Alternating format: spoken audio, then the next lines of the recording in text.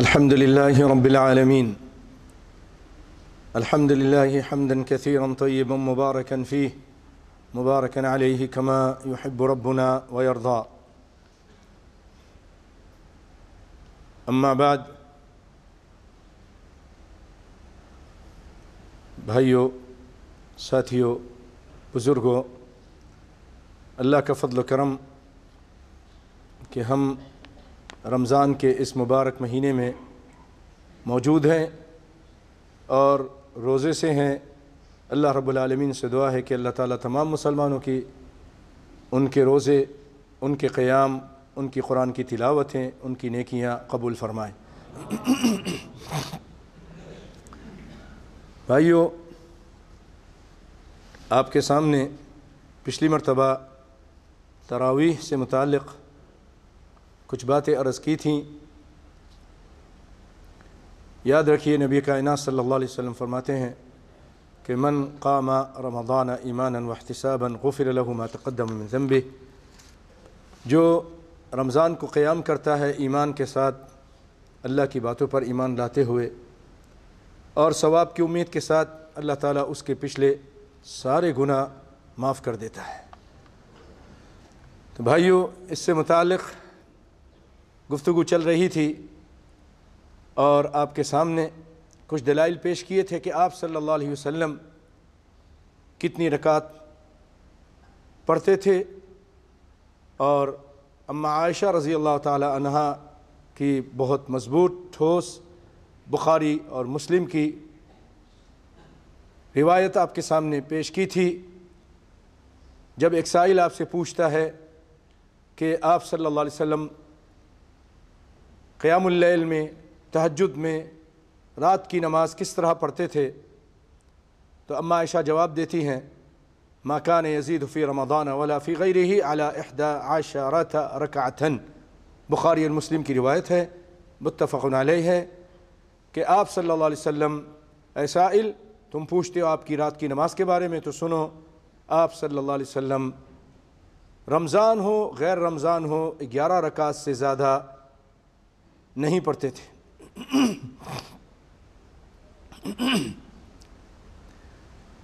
اور پھر میں آپ کے سامنے سیدنا جابر رضی اللہ تعالیٰ عنہ کی روایت نقل کی تفصیل کے ساتھ کہ 3 راتیں آپ نے جماعت سے نماز پڑھائیں پوری زندگی میں، صرف یہ 3 راتیں جماعت سے نماز پڑھائیں، اور 3 راتوں میں جو آپ کی عادت تھی نماز کی، یہ بھی یاد رکھیے گا کہ آپ صلی اللہ علیہ وسلم اس رات جو نماز پڑھی تھی وہی نماز تھی، اس کے علاوہ اور کوئی نماز رات کی نہیں تھی۔ کوئی یہ کہے کہ آپ نے تراویح الگ پڑھی تھی، یہ تو آپ کی تہجد تھی، نہیں، وہی تہجد تھی، وہی قیام اللیل تھا، وہی تراویح تھی، وہی وطر تھی، وہی وہ ساری نمازیں تھیں جو آپ صلی اللہ علیہ وسلم نے وہ 3 راتیں جماعت سے پڑھائیں اور لوگوں کو بتائیں۔ اس میں عدد کیا تھی وہ بھی آپ سنیے۔ وہ سیدنا جابر رضی اللہ تعالیٰ عنہ فرماتے ہیں کہ صلی بنا رسول اللہ صلی اللہ علیہ وسلم فی رمضان، کہ آپ صلی اللہ علیہ وسلم نے رمضان میں ہم جو نماز پڑھائی، 8 رکعات ثم الوتر، 8 رکعتیں نماز پڑھائیں اور آپ صلی اللہ علیہ وسلم نے وطر پڑھائی۔ اس کو ابن خزیمہ نے اور ابن حبان نے صحیح روایت کے ساتھ، صحیح سند کے ساتھ روایت کیا ہے۔ پیارے بھائیوں، اسی طرح سیدنا صائب بن یزید وہ فرماتے ہیں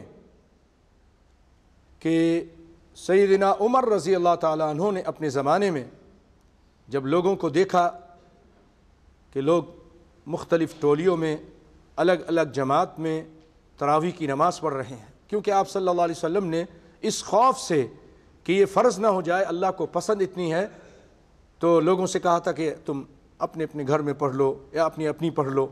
تو لوگ کچھ گھر میں پڑھتے تھے، کچھ مسجد میں پڑھتے تھے، لیکن ایک امام کی طرح نہیں تھا کہ ایک امام کے پیچھے ٹولیوں میں پڑھتے تھے، الگ الگ پڑھتے تھے، اور یہ چیز ثابت ہے، ایسا کرتے تھے۔ سیدنا ابوبکر کا دور گزر گیا، اسی طرح رہا۔ سیدنا عمر کا دور گزر رہا تھا، پھر آپ کو خیال آیا کہ یہ الگ الگ پڑھتے ہیں، اس سے بہتر ہے کیوں نہ میں ان کو ایک امام کے پیچھے جمع کر دوں۔ یہی چیز سائب بن یزید فرماتے ہیں کہ عمر بن خطاب رضی اللہ تعالیٰ عنہ نے آرڈر دیا ابی بن کعب کو و تمیم الداری کو ان یقوما للناس ب11 رکعۃ، کہ لوگوں کو تم دونوں 11 رکعت نماز پڑھاؤ۔ موطا امام مالک کی صحیح روایت ہے، موطا امام مالک کی صحیح روایت ہے۔ یہ سیدنا عمر نے آرڈر دیا اپنے زمانے میں کہ لوگوں کو تم 8 رکعت نماز پڑھاؤ،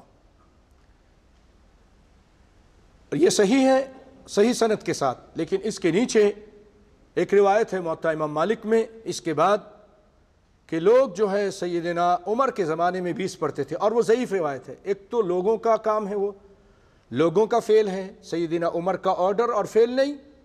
لوگ تو بہت کچھ کرتے تھے، تو وہ دلیل نہیں بن سکتی۔ دلیل خلفائے راشدین میں سے کسی کی کوئی بات ہو وہ دلیل بن سکتی ہے، نبی کی بات دلیل بنتی ہے۔ اور نبی نے کہا کہ علیکم بسنتی و سنت الخلفاء الراشدین المہدیین من بعدی، تو سیدنا عمر خلفاء راشدین میں سے ہیں تو ان کی بات دلیل بن سکتی ہے۔ انہوں نے آرڈر دیا اور صحیح سند کے ساتھ ہے کہ لوگوں کو 20 رکعت پڑھاؤ، 8 رکعت پڑھاؤ، یہ انہوں نے آرڈر دیا۔ اور 20 جو لوگ پڑھتے تھے یہ ضعیف سند کے ساتھ ہے اور لوگوں کا فعل تھا۔ اسی طرح ایک صحابی نبی کائنات صلی اللہ علیہ وسلم کے پاس آتے ہیں اور آ کر کہتے ہیں کہ اللہ کے رسول آج رات میرے ساتھ ایک عجیب بات ہوئی ہے۔ یا رسول اللہ کان منی اللیلۃ شیء، قال وما ذاک یا ابی، اے ابی بن کعب کیا ہوا تھا تمہارے ساتھ رات کو؟ قال نسوۃ داری قلنا انا لا نقرأ القرآن، گھر کی عورتوں نے کہا تھا کہ ہم تو قرآن نہیں پڑھ سکتے ہیں، فنصلی خلفک، ہم چاہتے ہیں آپ کے پیچھے نماز پڑھیں، بصلاتک، آپ کی نماز جو آپ پڑھائیں گے اس کے پیچھے ہم نماز پڑھیں، رات کی تہجد، قیام اللیل، تراویح۔ فصلیت بہن 8 رکعات، میں نے ان کو 8 رکعت نماز پڑھائی، والوتر، اور وتر پڑھائی۔ فسکت عنہ، نبی صلی اللہ علیہ وسلم خاموش ہو گئے۔ اور آپ کو معلوم ہے کہ نبی کی دین کے معاملے میں خاموشی یہ رضا ہے اور یہ تقریر کہلاتی ہے، تقریر حدیث تقریر کہلاتی ہے۔ آپ صلی اللہ علیہ وسلم خاموش ہو گئے۔ وکان شبہ الرضا، اور یہ آپ کی ایک شبہ رضا تھی، رضا پہ یہ بات دلالت کرتی ہے۔ اس کو امام مروزی نے حسن سند کے ساتھ نقل کیا ہے۔ پیارے بھائیوں، یہ 3 آپ کے سامنے زبردست ٹھوس دلیلیں پیش کی، سیدہ عائشہ رضی اللہ تعالیٰ عنہ کی، بخاری اور مسلم کی، اسی طرح سائب بن یزید کی روایت جو عمر بن خطاب کا آرڈر ہے اس سے متعلق، موطا امام مالک کی روایت اس میں بھی 8 کا ذکر، سیدہ عائشہ ان کے میں بھی 8 کا ذکر، ابی بن کعب نے جو نبی کے سامنے ذکر کیا کہ میں نے رات کو عورتوں کو گھر میں نماز پڑھائی، اس میں بھی 8 کا ذکر۔ یہ بہت زبردست ٹھوس دلیلیں ہیں۔ اس کے مقابلے میں جتنی اور دلیلیں ہیں وہ ضعیف ہیں۔ میں نہیں کہتا، یہ بہت بڑے عالم ہمارے دیوبند کے گزرے ہیں، احناف کے جناب انور شاہ کاشمیری رحمۃ اللہ علیہ، وہ فرماتے ہیں ان روایت کے بعد، خاص طور پہ اما عائشہ کی روایت کے بعد، وہ فرماتے ہیں یہ بخاری اور مسلم کی روایت ہے اور صحیح احادیث سے، یہ ان کے الفاظ میں سنا رہا ہوں آپ کو، اور صحیح احادیث سے نبی کریم صلی اللہ علیہ وسلم کی نماز تراویح 8 رکعتیں ثابت ہیں۔ یہ کون کہہ رہا ہے؟ حنفیوں کے بہت بڑے عالم مولانا انور شاہ کاشمیری رحمۃ اللہ علیہ، جنہوں نے عربی کے اندر بخاری کی شرح لکھی فیض الباری کے نام سے، بہت بڑے عالم تھے رحمۃ اللہ علیہ۔ عالم جو حقیقی صحیح عالم متعصب نہیں ہوتا، وہ حق بیان کرتا ہمیشہ، وہ نہیں دیکھتا کہ میں کیا ہوں اور میں کیا ہوں، کس جماعت سے تعلق ہے، وہ یہ کہتا ہے کہ حق کیا ہے، نبی نے کیا فرمایا ہے، قرآن کیا کہتا ہے۔ یہ ہمارے لیے مثال ہے، ہم کو بھی ایسی بننا چاہیے۔ ہم کچھ بھی ہوں، ہمارا نام کچھ بھی ہو، دیوبندی ہو، ہمارا نام حنفی ہو، شافی ہو، مالکی ہو، لیکن جب نبی کی بات آ جائے تو ہم نبی کی بات کو اپنا لیں، اس پہ عمل کریں۔ ہمارے حنفیت اور شافیت میں کوئی فرق نہیں آئے گا، کیونکہ ابو حنیفہ رحمۃ اللہ علیہ نے بھی یہی فرمایا، شافی نے بھی یہی فرمایا۔ اے ہمارے ماننے والوں سنو، جب نبی کی صحیح حدیث مل جائے اس کو اپنا لو، یہی ہمارا طریقہ ہے۔ اذا صح الحدیث فہو مذہبی۔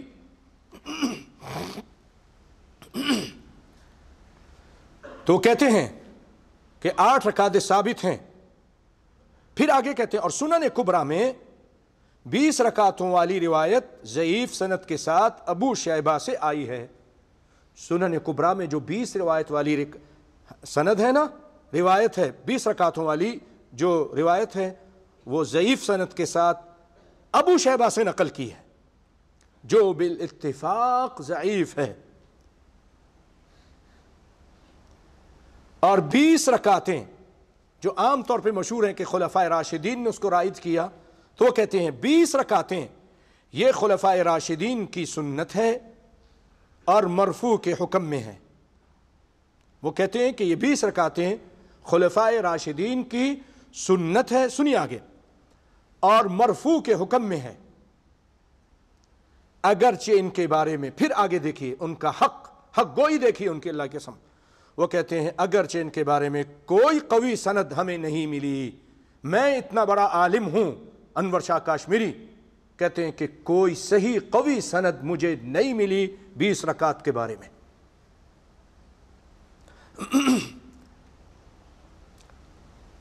کتاب العرف الشذی جلد اول صفحہ نمبر 101۔ اللہ اکبر۔ پیارے بھائیو، اس سے آگے چلنے سے پہلے ایک بات اور کہوں گا، جیسے پچھلی مرتبہ کہی تھی، لڑنے کی ضرورت نہیں، ایک دوسرے کو فتوے، گالی گلوچ اور طعن و تشنیع کرنے کی ضرورت نہیں۔ یہ رمضان کا مہینہ ہے، مبارک مہینہ ہے، پیار و محبت کا مہینہ ہے، یہ صبر کا مہینہ ہے، یہ قرآن کا مہینہ ہے، یہ ایک دوسرے سے تعاون کا مہینہ ہے، دل کی عزت و احترام کا مہینہ ہے۔ اسی لیے اگر کوئی شخص آپ دیکھتے ہیں 20 پڑھتا ہے، آپ اس کو 20 پڑھنے دیجئے، گالی مت دیجئے، برا مت کہیے۔ اسی طرح اگر کوئی 8 پڑھتا ہے اس کو بھی طعن و تشنیع کا نشانہ مت بنائیے۔ یہ 8 سنت کے مطابق پڑھ رہا ہے، اور 20 جو پڑھ رہا ہے 8 کے علاوہ جو پڑھ رہا ہے وہ اس کے نفل ہیں، نفل میں شمار ہو جائے گی، تطوع ہو جائے گا۔ اور 8 کے علاوہ بھی اگر کوئی پڑھنا چاہے تو پڑھ سکتا ہے، اختلاف مت کیجیے۔ مشکل یہ ہے آج ملا مولوی اتنا شر ڈال دیتے ہیں لوگوں کے اندر کہ رمضان بعد میں شروع ہوتا ہے، لڑائی جھگڑے ملا مولویوں کے پہلے شروع ہو جاتے ہیں۔ نہیں، وَاعْتَصِمُوا بِحَبْلِ اللَّهِ جَمِيعًا۔ نبی صلی اللہ علیہ وسلم کی ایک روایت میں نے پچھلی مرتبہ سنائی تھی، کیا آپ صلی اللہ علیہ وسلم نے فرمایا صلاۃ اللیل مثنا مثنا، رات کی نماز 2 کر کے ہے، 2 کر کے۔ فَإِذَا خَشِيَتْكُمُ الصُّبْحَ فَلْيُؤْتِرْ بِوَاحِدَةٍ۔ نبی صلی اللہ علیہ وسلم فرمایا رات کی نماز 2 کر کے ہے، جب اس کو صبح کا خوف ہونے لگے تو پھر وہ 1 وتر پڑھ لے، باقی ساری نماز کو وتر بنا دے گا۔ اس میں تعداد نہیں ذکر کی، آپ کی مرضی 40 پڑھیں، آپ کی مرضی 20 پڑھیں، اجازت ہے۔ اسی لیے قرآن و حدیث کے سلفیوں کے بہت بڑے عالم عبدالعزیز بن باز، شیخ عثیمین رحمۃ اللہ علیہ، پاک و ہند کے بہت بڑے، جن کو آپ عام طور پہ کہتے ہیں اہل حدیث علماء، بڑے بڑے علماء، انہوں نے کہا کہ صادق سیالکوٹی صاحب، اس کے اور بہت سارے علماء، کوئی 20 پڑھتا ہے پڑھنے دیں، لیکن ایک چیز عرض کریں گے بھائیوں، چند باتیں اس سے متعلق عرض کریں گے، آرام سے پڑھیے، جلدی مت کیجیے۔ یہ کہ 20 تیزی سے پڑھیں، جلدی پڑھیں، رکوع سجود صحیح طرح سے نہ کریں، قرآن بھی صحیح نہ پڑھیں، تیزی کی وجہ سے 20 رکعتیں بہت زیادہ ہے، تو اس سے بہتر 8 پڑھ لیجئے جو نبی کی سنت کے مطابق ہے۔ تعداد زیادہ سے کم لیکن اچھی کوانٹٹی ہونی چاہیے، کوالٹی اچھی ہونی چاہیے، تعداد اصل چیز نہیں۔ اللہ نے کیا فرمایا؟ لِيَبْلُوَكُمْ أَيُّكُمْ أَحْسَنُ عَمَلًا، تم میں اچھا عمل کرنے والا نبی کے طریقے کے مطابق اور پیارا اور اچھا خوبصورت عمل کرنے والا کون ہے۔ یہ نہیں کہ تعداد زیادہ اللہ دیکھے گا، اللہ 2 رکعت اچھی پڑھی تو وہ دیکھے گا، اس کا اجر دے گا۔ 100 پڑھی لیکن بیکار پڑھی، تیز پڑھی، رکوع اور سجود بھی اچھی طرح نہ کیے، تو وہ تو آپ کے منہ پہ، اس کے مصلی کے منہ پہ مار دی جاتی ہے، نمازی کے منہ پہ مار دی جاتی ہے، کہتی ہے ضیعک اللہ کما ضیعتنی، تجھ کو اللہ تعالیٰ ضائع کرے جیسے تو نے مجھے ضائع کیا ہے۔ تو اس لیے عرض کریں گے ٹھہر ٹھہر کے آرام سے پیار سے پڑھیے، اور ایک بات یہ بھی یاد رکھیے کہ یہ مت کہیے کہ نبی نے 20 پڑھی ہے، یہ کہیں گے تو آپ گناہ گار ہو جائیں گے، یہ آپ کو ثابت کرنا پڑے گا۔ آپ کے بڑے بڑے علماء آپ کے سامنے اقرار کر رہے ہیں کہ نبی سے کوئی صحیح روایت کے ساتھ 20 ثابت نہیں ہے، تو یہ نبی پہ جھوٹ ہو جائے گا اور اس کا بہت بڑا گناہ ہے۔ من کذب علی متعمدا فلیتبوأ مقعدہ من النار، جو مجھ پہ جان بوجھ کے جھوٹ بولے اس کو چاہیے کہ جہنم میں اپنا ٹھکانہ بنا لے۔ میں نہیں اپنی بات نہیں کر رہا، بڑے بڑے علماء، ابھی آپ کو ان کے تاج الاحناف امام کمال بن الحمام، بہت بڑے حنفیوں کے عالم گزرے ہیں، ان کی بات بھی آپ کو سناؤں گا، انہوں نے کیا کہا۔ تو بھائی اپنی طرف سے مت کہیے کہ نہیں آپ 20 پڑھتے تھے، آپ سے 8 ہی ثابت ہے، یہ کہیے کہ کوئی پڑھ سکتا ہے تو پڑھے، کوئی اس میں حرج نہیں ہے، لیکن طریقے سے پڑھے، ٹھہر ٹھہر کے پڑھے، اچھی طرح پڑھے۔ لیکن جو نبی کی سنت ہے، آپ نے اپنی زندگی میں جو پڑھی، آپ کے صاحب نے جو آپ کے سامنے بیان کیا، اور اس کے علاوہ سیدنا عمر نے جس کا آرڈر دیا وہ 8 ہی ہے، 8 سے زیادہ نہیں ہے۔ لیکن کوئی زیادہ پڑھے تو پڑھ سکتا ہے۔ آپ کی دوسری روایت میں عام جو روایت ہے صلاۃ اللیل مثنی مثنی سے اجازت نکلتی ہے، اجازت ملتی ہے۔ آئیے امام ابن حمام، جو پہلے پڑھے لکھے لوگ ان کو معلوم ہوگا کہ یہ کون تھے، بہت بڑے عالم تھے حنفیوں کے۔ وہ کہتے ہیں ان قیام رمضان سنہ 11 رکعۃ بالوتر فی جماعت، اللہ کی سب یہ الفاظ ہیں ان کے کہ قیام رمضان جو سنت ہے وہ 11 رکعت ہے وتر کے ساتھ جماعت میں، جماعت میں جو سنت ہے وہ 11 رکعت ہے وتر کے ساتھ۔ فعلیہ الصلاۃ والسلام، نبی صلی اللہ علیہ وسلم اسی پر آپ کا عمل تھا۔ فتح القدیر جلد اول، حنفیوں کے بہت بڑے عالم کمال بن ابن حمام تاج الاحناف، وہ یہ کہہ کے گئے ہیں، ان کی کتاب فتح القدیر جلد اول میں یہ بات آپ کو ملے گی۔ پھر آگے کیا کہتے ہیں، خود آگے دیکھیے کیا کہتے ہیں۔ وَيَقُولُ فَتَكُونُ الْعِشْرُونَ مُسْتَحَبًّا، اور اگر کوئی 20 پڑھتا ہے 8 کے علاوہ، 11 کے بعد جو پڑھتا ہے وہ مستحب ہے، وہ اس کے لیے مستحب ہے، نافلہ ہے، زیادہ ہے۔ لیکن سنت وہ خود یہ کہتے ہیں کہ آپ صلی اللہ علیہ وسلم سے 11 رکعت ہے۔ وَذَلِكَ الْقَدَرُ مِنْهَا هُوَ السُّنَّةِ، یہ مستحب ہوگا اور 11 رکعت یہ آپ کی سنت ہوگی جو آپ سے ثابت ہے، فتح القدیر۔ تو بھائیو ان چیزوں سے ہمیں یہ بات واضح ہو گئی کہ آپ صلی اللہ علیہ وسلم کی سنت، سیدنا عمر کا آرڈر وہ 11 ہے، سنت بھی یہی ہے، اور اسی میں ہمارے لیے بہترائی ہے، اسی کو پڑھیں۔ اگر کوئی مصر ہے کہ میں زیادہ پڑھوں گا تو وہ پڑھ سکتا ہے، اس کو بھی برا نہیں کہنا چاہیے، اور جو 20 پڑھتے ہیں وہ ان کو برا نہ کہیں، پیار محبت سے۔ رمضان کا مہینہ ہے، اللہ سے مانگتے جائیں اور پڑھتے جائیں۔ 11 سے زیادہ بھی اگر آپ نبی صلی اللہ علیہ وسلم سے خود سے، بعض روایتوں میں ہے کہ آپ اس کے بعد 2 رکعت بیٹھ کے پڑھتے تھے رات کو 2 رکعت. تو یہ زیادتی، بعض کہتے ہیں نہیں یہ آپ کی سنت تھی، بعض کہتے ہیں نہیں یہ آپ بیٹھ کے پڑھتے تھے. تو اس سے بھی تھوڑی اجازت مل گئی کہ اگر کوئی پڑھ سکتا ہے تو پڑھ سکتا ہے، کوئی حرج نہیں، لڑائی جھگڑے کی ضرورت نہیں ہے. آئیے اس کے علاوہ بھائیو اور بھی کچھ مسئلے مسائل آپ کے سامنے بیان کرنا ضروری سمجھتا ہوں.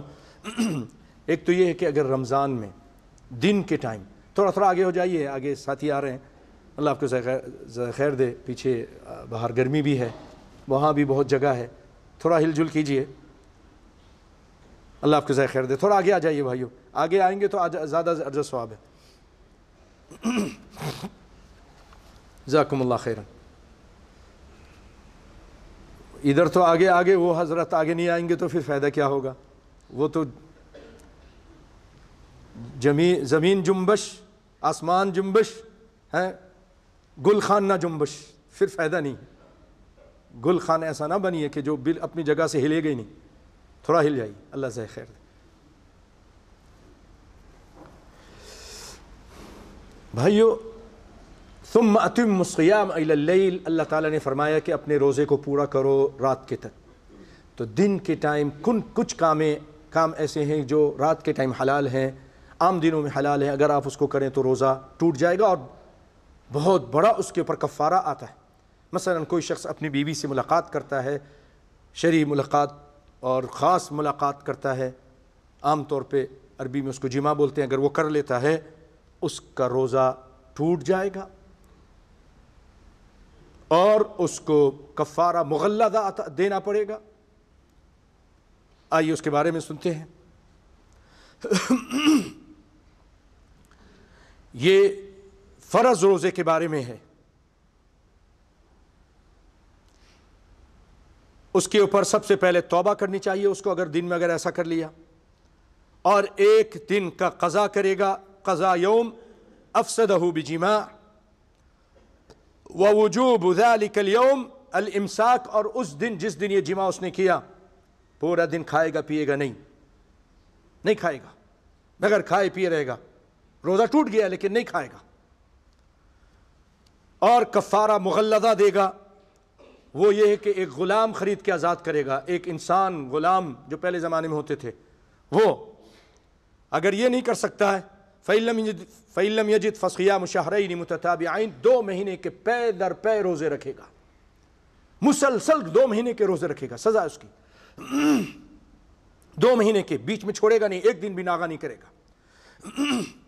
اگر یہ بھی نہیں کر سکتا فَإِطْعَامُ 60 مِسْكِينًا، تو 60 مسکینوں کو کھانا کھلائے گا، اور 1 مسکین کو کھانا تقریباً ½ کلو چاول یہ بنتا ہے، اور تھوڑا سا زیادہ 6 گرام زیادہ، شرعی اسلامی وزن کے مطابق ½ کلو چاول یہ 1 مسکین کو دے تو 1 دن کا فدیہ ہوگا. اس طرح یہ 60 آدمیوں کو یعنی 30 کلو سے زیادہ دے گا، یا لوگوں کو بلا کے کھانا کھلا دے گا، یا ان کو پیسہ دے گا کہ آپ یہ ہماری طرف سے کھانا خرید کر ان کو وکیل بنائیے کہ آپ نے یہ کھانا کھانا ہے، میں یہ جو پیسہ اگر دے رہا ہوں تو آپ وکیل ہیں، ضمانت دیں گے کہ آپ کھانا خرید کے ہی اس کو کھائیں گے، ورنہ پھر اپنے ہاتھ سے خرید کے کھانا یا پکا کر ان کو کھلائیں. اس بہت بڑا اس میں یہ کفارہ مغلظہ ہے.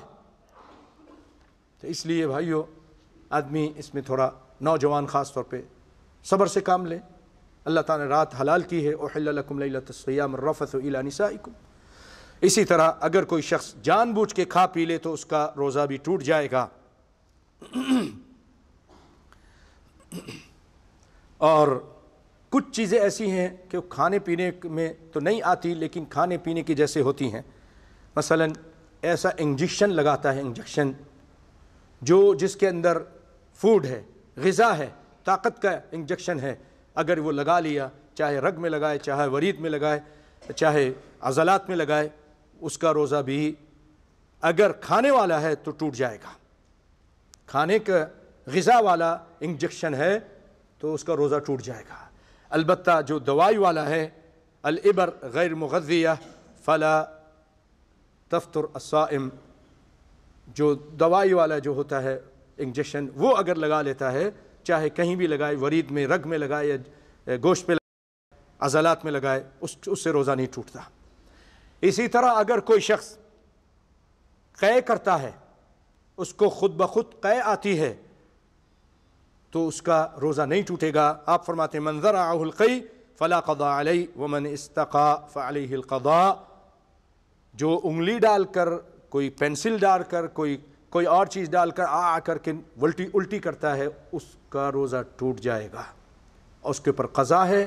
لیکن خود بخود کسی کو کسی وجہ سے متلی ہوئی اور منہ سے کھانا نکل گیا، منہ بھر کے نکلے، بالٹی بھر کے نکلے، تھوڑا نکلے، زیادہ نکلے، اس کا روزہ نہیں ٹوٹے گا، اس کا روزہ نہیں ٹوٹے گا، اور اس کے اوپر کوئی قضا بھی نہیں ہے۔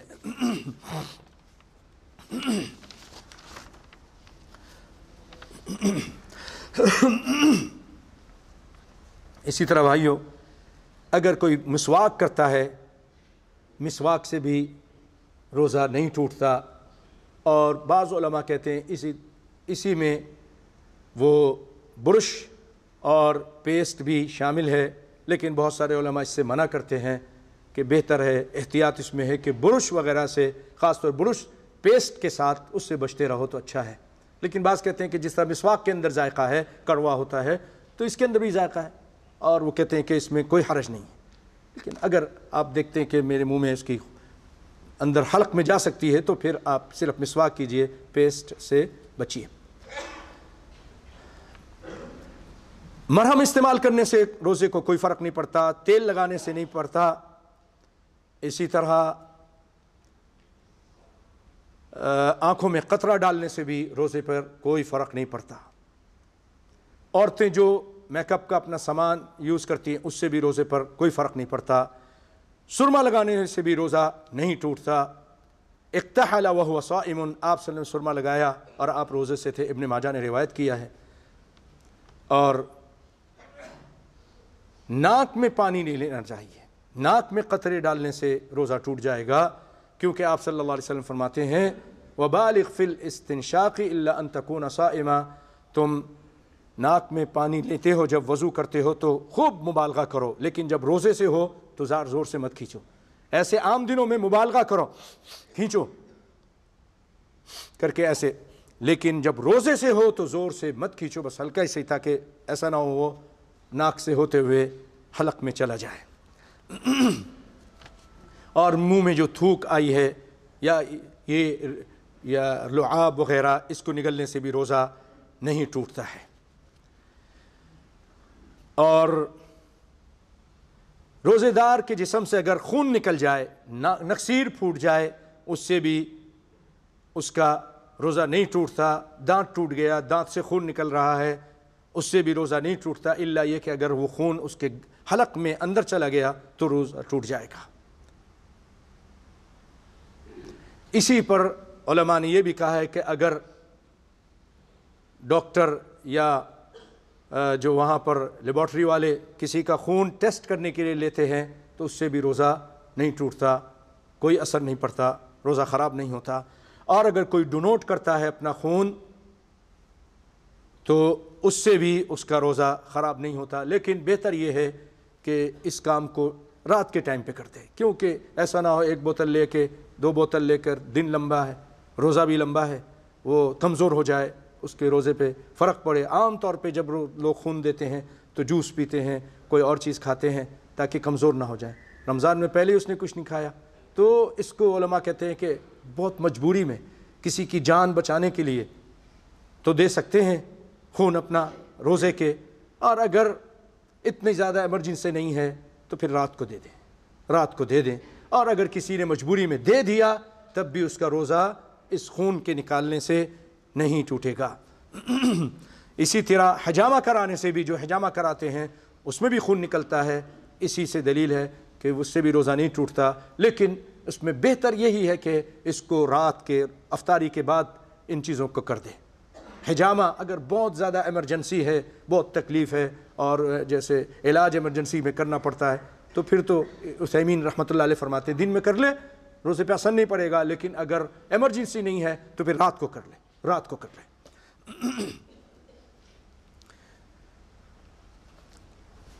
اسی طرح یہ جو لوگ پھیپھڑے کے دمہ کے مریض ہوتے ہیں اور وہ ایک بخاک یوز کرتے ہیں، ایسے پچکاری اس میں سے ہوا نکلتی ہے، تو استعمال بخاک الربو، یہ اس کے استعمال سے بھی روزہ نہیں ٹوٹتا ہے۔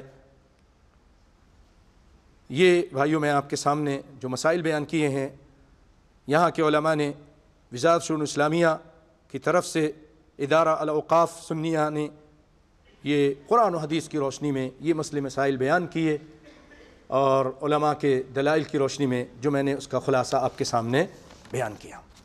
پیارے بھائیو، یہ مسئلے مسائل بہت ضروری تھے، اس لیے میں نے اس کو آپ کے سامنے بیان کیا، اور اب اللہ تعالیٰ مجھے جتنا توفیق دیتا ہے میں آپ کے سامنے زکوٰۃ سے متعلق جیسا وعدہ کیا تھا اس بات کو آگے بڑھاتا ہوں، جتنا کوشش کروں گا کہ 12:30 تک اپنی بات کو جتنا تک پہنچاؤں، اس کے بعد انشاءاللہ آئندہ اس کا بیان ہوگا۔ اللہ تعالیٰ قرآن پاک میں فرماتے ہیں والذین یکنزون الذهب والفضة ولا ينفقونها في سبیل اللہ فبشرهم بعذاب علیم، کہ جو لوگ جمع کر کے خزانے بنا کے رکھتے ہیں سونے کا اور چاندیوں کا، اور اس کو اللہ کے راستے میں خرچ نہیں کرتے، ان کو عذاب علیم کی خوشخبری سنا دو۔ خوشخبری تو اچھی چیز کی ہوتی ہے، یہ کیا، ہاں اس کو بتا دو، تم کو پھر پتہ چل جائے گا۔ جیسے نہیں کہتے تم آؤ تو صحیح، تم کو ہم دیکھ لیں گے، تمہاری وہ ضیافت کریں گے۔ ضیافت کیا مطلب؟ کھانا کھلائیں گے؟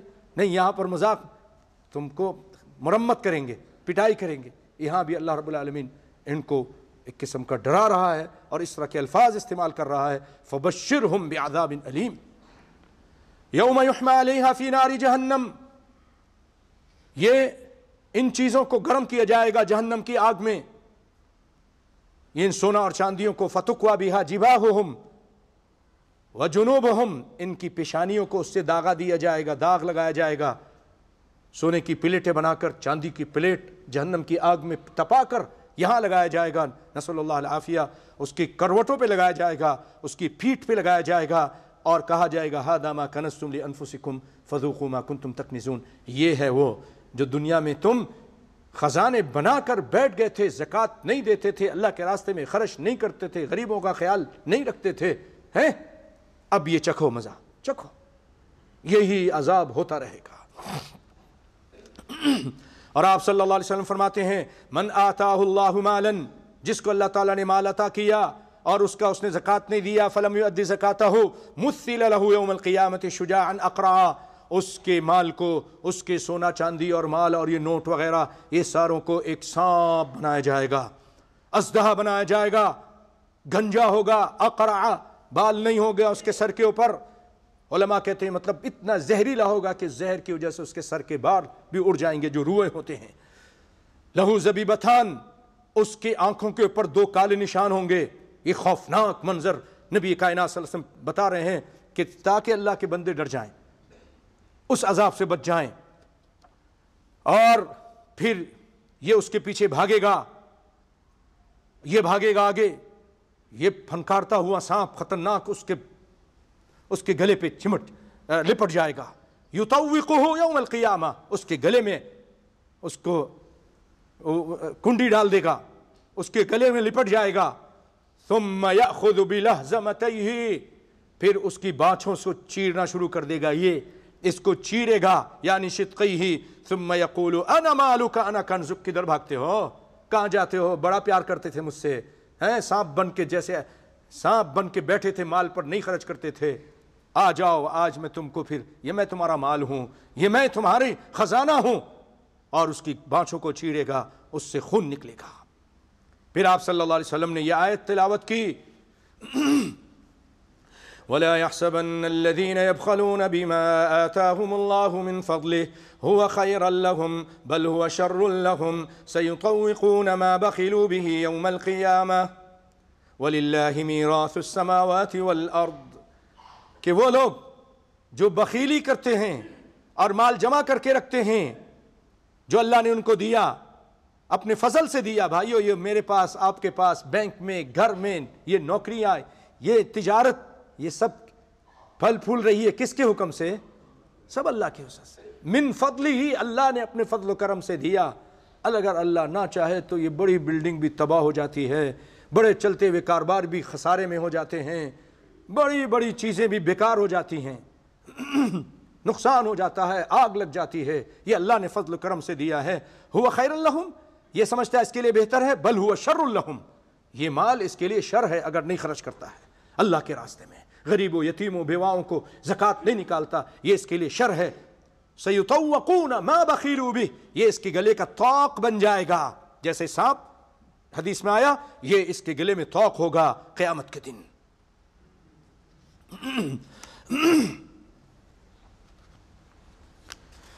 پیارے بھائیوں، یہ اور علماء نے اس میں 4 چیزوں کا ذکر کیا ہے کہ 4 چیزیں ایسی ہیں جس میں زکوٰۃ فرض ہے۔ ایک تو یہ کہ زمین سے جو چیزیں نکلتی ہیں، انشاءاللہ اس کو آپ کے سامنے بعد میں بیان کریں گے آئندہ جمعہ اللہ نے چاہا تو، تھوڑا بہت تفصیل، زیادہ نہیں۔ تیسری جانوروں پر، کیونکہ اللہ کے فضل و کرم سے یہ آواز یہاں سے نکل کر، اللہ تعالیٰ جزائے خیر دے ہمارے ساتھیوں کو جو کوشش کرتے ہیں، جنہوں نے اس میں تعاون بھی کیا، یہ بہت دور تک بھی جاتی ہے، ممکن ہے کسی گاؤں گوٹھ میں بھی، تو وہاں جو گائیں بکریاں ہیں، اور یہاں کچھ لوگ ایسے ہیں جن کے تعلقات ایسے ہیں، جن کے اپنے گائیں ہیں، بکرے ہیں، تو اس سے متعلق انشاءاللہ آئندہ آپ کے سامنے اس کی تفصیل سے بیان کریں گے، تھوڑی بہت، زیادہ نہیں۔ تیسری چیز ہے بھائیو سونا اور چاندی، یہ اللہ نے چاہا اس کا آج آپ کے سامنے تھوڑا سا بیان کر دیتا ہوں۔ نبی صلی اللہ علیہ وسلم نے فرمایا، ما ادی زکاتہ فلیس بکنز وان کان تحت 7 اراضین وما کان ظاہرا لا تؤدی زکاتہ فہو کنز۔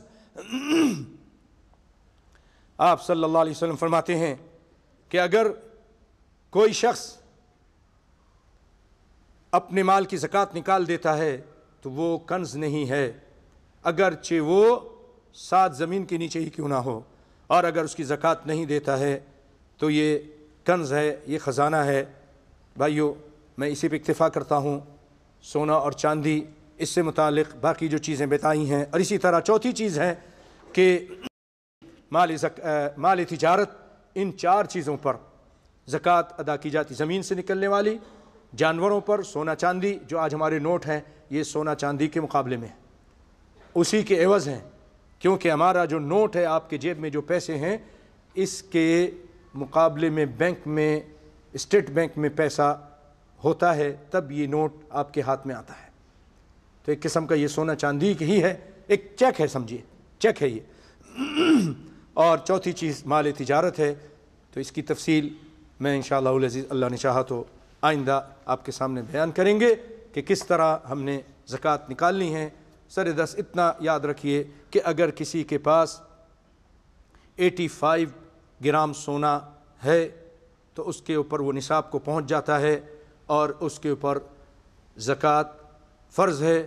اور اسی طرح 7.5 تولہ اگر کسی کے پاس 52 تولہ اگر چاندی ہے، جس کی تقریباً قیمت آج 100 دینار کے قریب بنتی ہے، یہ ہے، تو اس کے اوپر بھی زکوٰۃ فرض ہے۔ شیخ عثیمین فرماتے ہیں ان میں یہ دیکھیں 7.5 تولہ کی تو قیمت بہت زیادہ بن جائے گی، تو غریب کا نقصان ہو جائے گا، آدمی تو زکوٰۃ نہیں نکالے گا، پھر بہت لوگ نہیں نکالیں گے کہ ہمارا پیسہ نصاب کو نہیں پہنچا، 7.5 تولہ نہیں پہنچا۔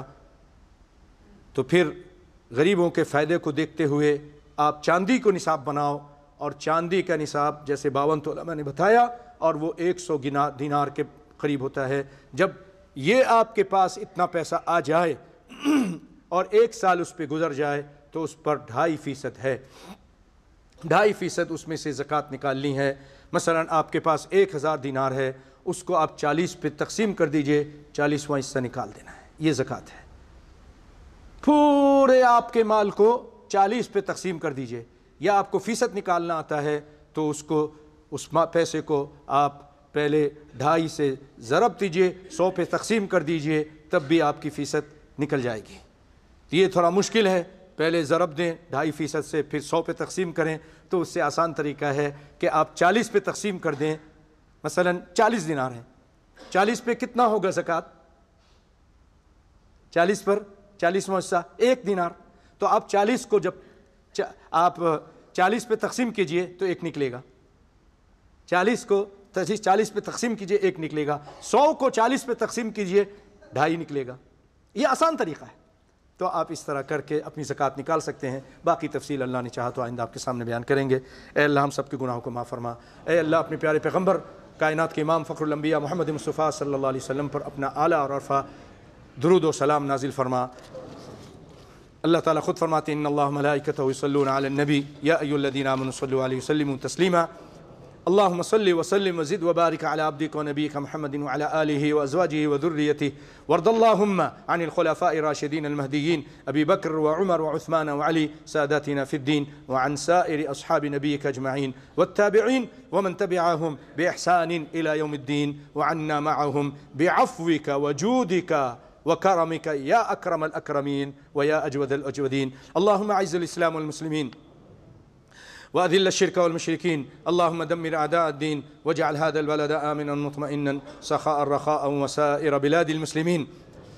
अल्लाहुम्मा वफ़्फ़िक़ मलीकना व वुलात उमूरिना इला मा तुहिब्बु व तर्दा। अल्लाहुम्मा वफ़्फ़िक़हुम बितौफ़ीक़िक वजअल अमलहुम फ़ी रिज़ाक वहफ़ज़हुम बिहिफ़्ज़िक या रब्बल आलमीन। अल्लाहुम्मा अन्सुर किताबक व दीनक व सुन्नत नबीक व इबादकल मुवहिदीन। अल्लाहुम्मा अग़फ़िर लिल मुअमिनीन वल मुअमिनात वल मुस्लिमीन वल मुस्लिमात अल अहयाइ मिनहुम वल अमवात इन्नका समीउन क़रीबुन मुजीबुद दाअवात। अल्लाहुम्मा आमिन्ना फ़ी औतानिना। अल्लाहुम्मा मन अराद बिना वलिल इस्लामी वल मुस्लिमीन कैदन फजअल कैदहु फ़ी नहरिहि व अशग़िलहु फ़ी नफ़्सिहि वजअल तदबीरहु दमारा। अल्लाहुम्मा अन्सुर इख़वानना अल मुस्लिमीन अल मुस्तज़अफ़ीन फ़िल इराक़ व फ़ी सूरिया व फ़ी बोरमा व फ़ी कश्मीर व फ़ी फ़लस्तीन व फ़ी कुल्लि मकान। अल्लाहुम्मा अन्सुरहुम नस्रन अज़ीज़ा। अल्लाहुम्मा सद्दिद रम्यहुम व वहिद सुफ़ूफ़हुम। अल्लाहुम्मा अन्सुर किताबक व दीनक व सुन्नत नबीक व इबादकल मुवहिदीन।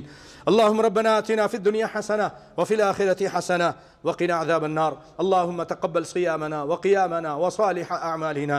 अल्लाहुम्मा अअतिक़ रिक़ाबना मिनन नार। इबादल्लाह इन्नल्लाह यअमुरु बिल अदलि वल इहसानि व ईताइ ज़िल क़ुरबा व यनहा अनिल फ़हशाइ वल मुनकरि वल बग़ी यअज़कुम लअल्लकुम तज़क्करून। उज़्कुरुल्लाह यज़्कुरुकुम व लज़िक्रुल्लाहि अकबर व क़ूमू इलस्सलाह।